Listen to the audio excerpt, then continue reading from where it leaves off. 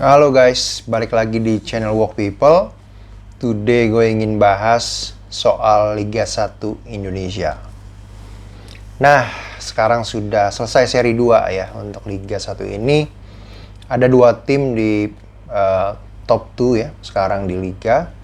Bayangkara FC, pemuncak klasemen. Nomor 2 adalah Persib Bandung. Nah, gue nggak mau bahas tentang posisi ranking, tapi gue ingin bahas salah satu partai yang super big match di seri ketiga antara Persib Bandung dan Persija Jakarta.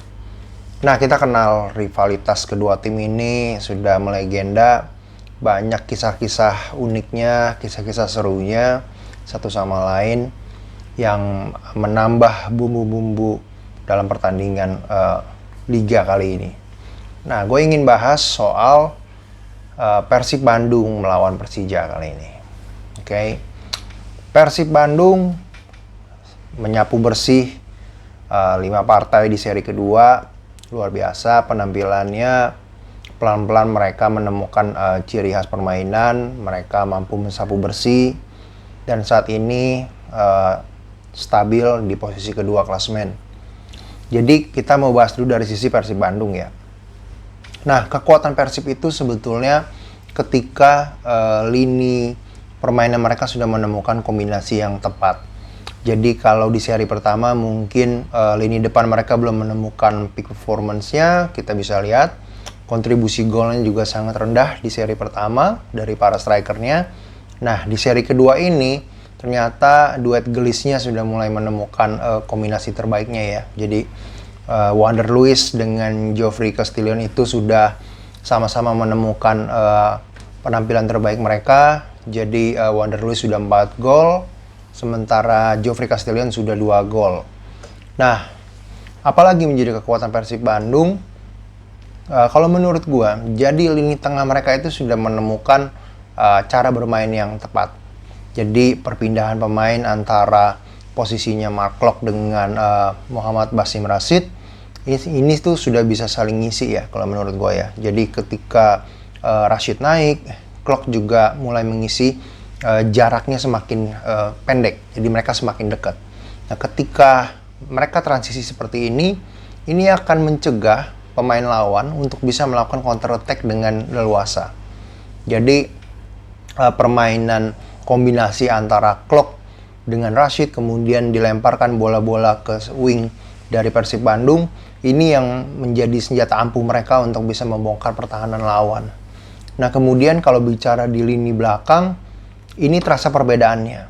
Kalau di seri pertama, wingback mereka diisi oleh Ardi Idrus di kiri, di kanan ada Bayu Fikri atau Supardi Nasir. Tapi kalau di seri kedua, ini ada ya perubahan yang menurut gue cukup menarik dan konsisten ya ditampilkan oleh Coach Robert. Jadi di kiri Zalnando main terus, di kanan ada Hen. Nah, Zalnando ini tipikalnya agak beda dengan Ardi Idrus. Jadi kita bisa lihat 2 assist dia di seri kedua ini juga bagus ya dengan crossing-crossingnya. Ini yang semakin menambah variasi serangan dari Persib Bandung. Jadi kalau di seri pertama kita bisa lihat bagaimana permainan itu fokusnya kepada pemain sayap murni. Kalau sekarang ada kombinasi permainan dari kedua sisi sayapnya. Kita lihat di kiri kadang-kadang Esteban Vizcara bisa kombinasi dengan Zalnando, atau kadang-kadang juga ada Ezra Walian ditaruh di sayap kiri kombinasi dengan Zalnando.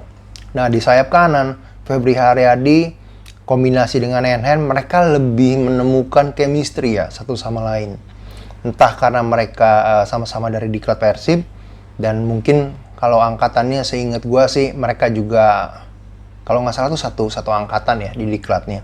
Jadi kurang lebih permainan keduanya saling mengisi ya. Jadi kita bisa lihat ketika bertahan Persib mampu mendouble cover di area sayap mereka. Jadi antara Febri dengan Hen juga saling ngisi. Begitu juga Esteban dengan Zalnando. Nah, kemudian kalau di area center back, gue rasa juga sejak awal memang mereka juga sudah solid ya. Antara Nico Ipers dengan Victor Igbonevo ataupun dengan Jupe ya, Ahmad Juprianto. Jadi so far pertahanan Persib sekali lagi cukup baik, mereka salah satu tim yang paling sedikit kebobolan, dan ditambah penampilan luar biasa dari Teja Pakualam. Nah ini yang sedikit gue garis bawahi, kalau sudah dari sudut pandang gue, mestinya Teja pantas untuk masuk ke timnas Indonesia, tapi ya kembali lagi Coach STY akan lebih tahu. Tapi kalau kita bicara statistik, penyelamatan dilakukan oleh Teja Pakualam, gue rasa luar biasa ya, banyak yang udah dia lakukan untuk Persib. Contohnya memblok penalti Ezekiel, kemudian juga beberapa save-nya ketika melawan Semarang itu juga luar biasa. Nah, gue rasa kalau dengan seperti ini, Persib punya banyak pilihan untuk melakukan variasi strategi. Apalagi ya memang Persib punya kedalaman squad yang cukup baik ya. Di lini tengah mereka masih punya Deddy Kusnandar, ada Beckham Putra yang bisa melapis lah untuk menggantikan Klok ataupun Rashid yang jika sewaktu-waktu absen. Nah, rumornya, mungkin bukan rumor, tapi beritanya kali ya. Beritanya kan Rashid akan masuk untuk join ke tim nasionalnya Palestina ya, untuk ke Golf Cup. Kalau nggak salah untuk Piala Arab gitu kan. Nah, ketika Rashid akan absen, dan katanya sekitar 3 pertandingan atau sampai 5 pertandingan, gue rasa sedikit banyak Persib masih bisa menutup lubang itu dengan mengganti Rashid dengan Deddy Kusnandar atau Abdul Aziz atau Beckham Putra. Jadi gue rasa mungkin ketimpangannya nggak terlalu jauh. Nah, di sektor depan rotasi yang bisa dilakukan dengan memasukkan Geoffrey Castillion atau Ezra Walian, gue rasa Persib juga tidak terlalu mengalami kesulitan.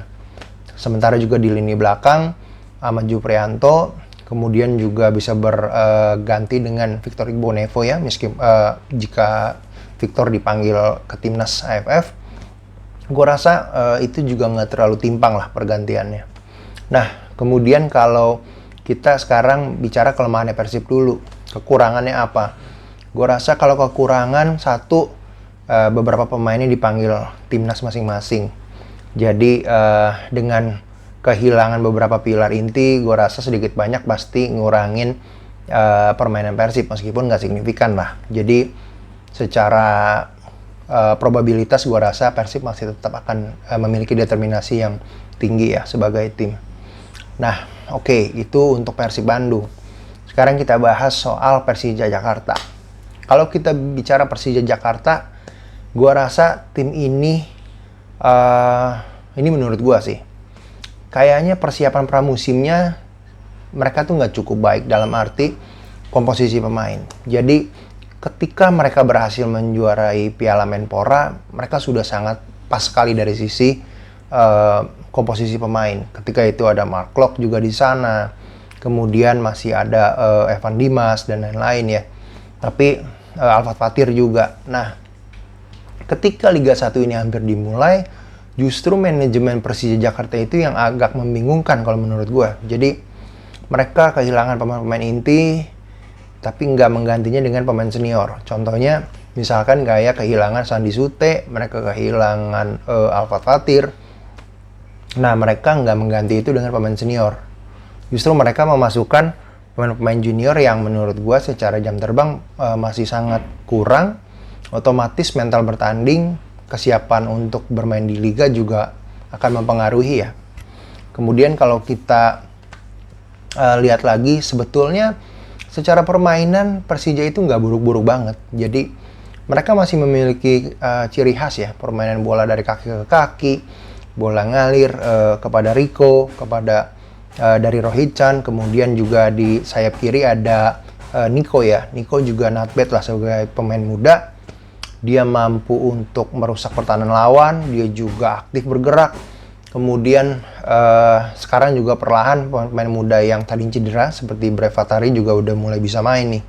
Jadi gue rasa Persija ini tetap butuh tambahan pemain senior lah untuk bisa melengkapi skuad mereka. Nah, kita bicara dari sisi sekarang kelebihan Persija dulu. Persija karena pemainnya nggak mungkin starting 11-nya mereka nggak banyak berubah. Mereka cukup stabil. Meskipun kestabilan ini hanya menurut gue bisa dikatakan cuman setengah babak atau sampai 60 menit. karena mereka nggak punya kedalaman squad yang cukup baik ya. Ini yang salah satu problem serius dari Persija Jakarta. Nah, jadi karena mereka nggak banyak perubahan di starting 11, otomatis mereka sudah tahu satu sama lain lah kalau dibilang. Jadi bola-bolanya Rico, bola-bolanya ke Marco Simic, kemudian juga transisi permainan. Ini gue rasa juga mereka sudah ngalir itu sudah baik lah. Tapi, nah sekali lagi, manajemen Persija ini harus berbenah. Di putaran kedua mereka harus nambah pemain senior. Nah, kelebihan lainnya gue rasa untuk sisi pertahanan, terakhir mereka bertanding melawan Barito Putra.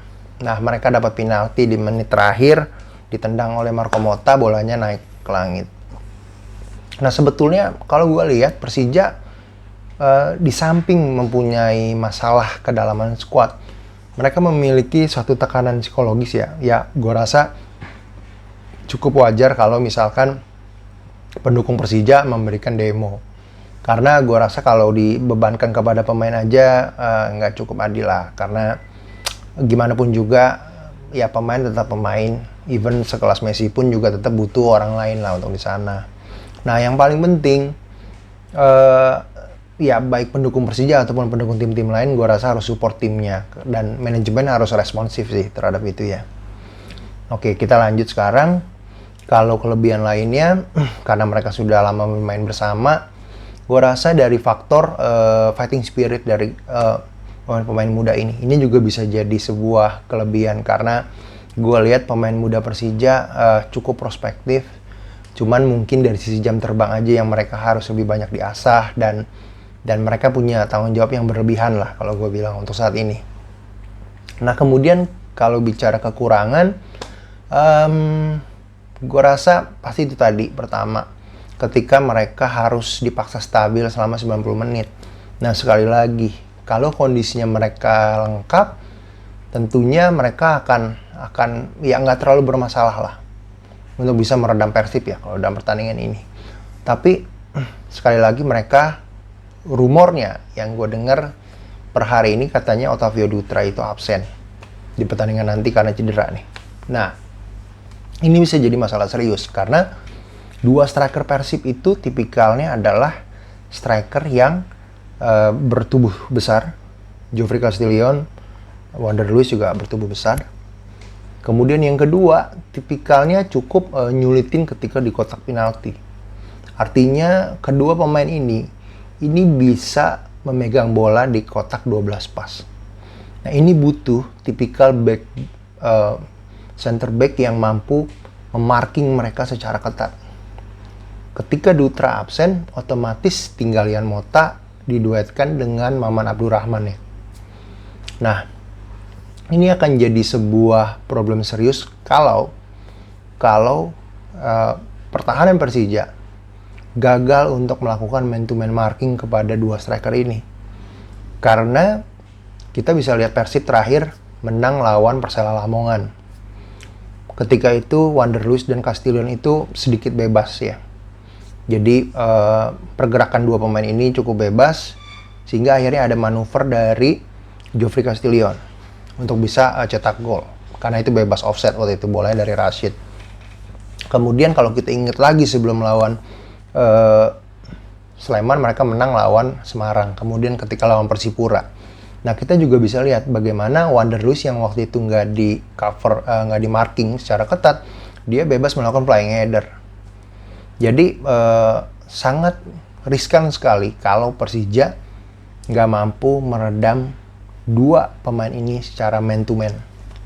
Ini yang gua rasa pelatih Persija harus mewaspadai ketika dua striker ini mulai melakukan penetrasi ke kotak 12 pas.